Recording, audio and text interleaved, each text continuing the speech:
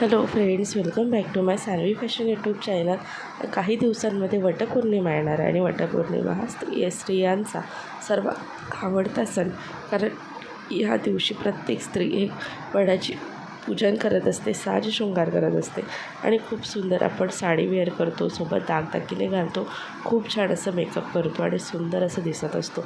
ज्यावेळेस आपण वटपौर्णिमा पूजन करायला जातो त्यावेळेस आपण अशा पद्धतीने आपण जेव्हा रेडी होतो त्यावेळेस आपल्याला नेहमी फोटो काढण्याची आवड असते. प्रत्येक महिलेला फोटो काढावंसं वाटतं, कारण नेहमी दररोज तर आपण साज शृंगार करत नाही, साडी वेअर करत नाही. मग आपण एखाद्या वेळेस असं रेडी झालो तर आपल्याला ते खास फोटो आपण नक्कीच कॅप्चर करायला पाहिजे. तर तुम्हाला वटपौर्णिमेच्या दिवशी कुठल्या पद्धतीच्या आणि कशा पद्धतीच्या पोज द्यायचे आहे जेणेकरून तुमचे फोटो खूप परफेक्ट आणि सुंदर येणार, त्या पोजेस या व्हिडिओमध्ये तुम्हाला दाखवणार आहे, सांगणार आहे. तर व्हिडिओ स्किप न करता शेवटपर्यंत पहा. अजूनही सानवी फॅशन यूट्यूब चॅनलला सबस्क्राईब केलेलं नसेल तर चॅनलला सबस्क्राईब करा. असेच व्हिडिओ पाहण्याकरिता, फॅशन टिप्स जाणून घेण्याकरिता बेल आयकॉनलाही प्रेस करा. खूप सुंदर, एलिगंट आणि क्लासिक लूक तुम्ही करतात, मात्र तुम्हाला पोज देता येत नाही, त्यामुळे तुमचे फोटो चांगले निघत नाही. खूप जणींचा प्रश्न असतो की माझे फोटोज चांगले निघत नाही. ते का निघत नाही? कारण आपल्याला पोज देता येत नाही. तर बघा, काही पोज आपण इथे पाहूयात. वटपौर्णिमेच्या निमित्ताने आपण फोटो काढतो आहे. वटपौर्णिमेच्या निमित्तानेच आपण रेडी झालो आहात. तर मग वटपौर्णिमेच्या निमित्ताने आपल्याला फोटो पोजेस अशा पद्धतीने द्यायचं आहे. तुम्ही ज्यावेळेस वडाला फेरे मारता त्यावेळेस धागा आपल्या हातात असतो.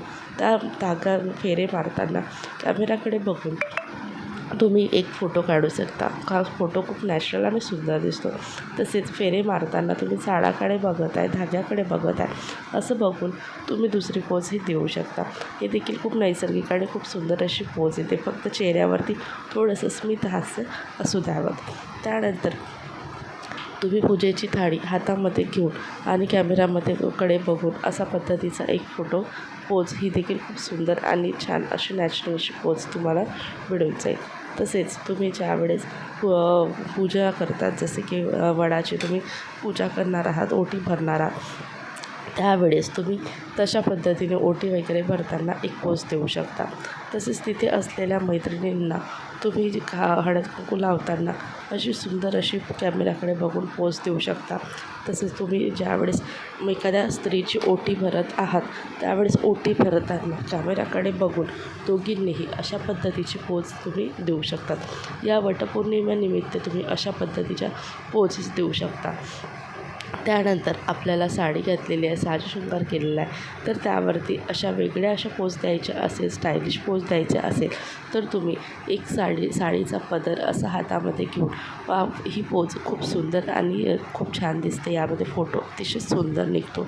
त्यानंतर तुम्ही केसांना किंवा गजरा लावलेला असेल, गजऱ्यांना हात लावून तुम्ही थोडं खाली बघून असं देखील फोटो खूप सुंदर आणि खूप छान अशी पोज दिसते. तसेच तुम्ही फक्त सिम्पलमध्ये स्टँडिंगमध्ये उभे राहून आणि हातावरती हात ठेवून असा देखील फोटो पोज खूप सुंदर दिसतो. फक्त कुठलाही फोटो पोज देताना चेहऱ्यावरती हास्य असणं खूप गरजेचं आहे. जर आपल्या चेहऱ्यावरती हास्य नसेल तर हा फोटो असा चांगला निघत नाही. त्यानंतर तुम्ही नथ घातलेली आहे तर नथला हात लावून अगदी वरती बघताना, म्हणजे कॅमेराकडे बघताना किंवा साईडला बघताना अशा पद्धतीचे पोज तुम्ही खूप सुंदर आणि छान फोटो निघते. त्यानंतर तुम्ही तुमच्या साडीला बघताना किंवा साडीच्या मिरीला हात लावून खाली बघताना किंवा वरती किंवा साईडला बघताना किंवा समोर कॅमेराकडे बघून अशा पद्धतीची पोज देऊ शकता. तुम्हाला सिटिंग पोज हवी असेल तर साडीवरती तुम्ही अशा पद्धतीच्या सिटिंग पोजेस जे आहे ते देऊ शकतात. तर खूप सुंदर अशा पोजेस तुम्हाला मी इथे दाखवल्या आहेत. तर तुम्ही वटपौर्णिमेला अशाच पद्धतीच्या पोजेस देऊन फोटो काढा. खूप सुंदर असे फोटोज तुमचे निघतील. तुम्हाला व्हिडिओ आवडला असेल तर व्हिडिओला लाईक आणि शेअर करा. भेटू अशाच नवीन व्हिडिओसोबत. तोपर्यंत बाय बाय.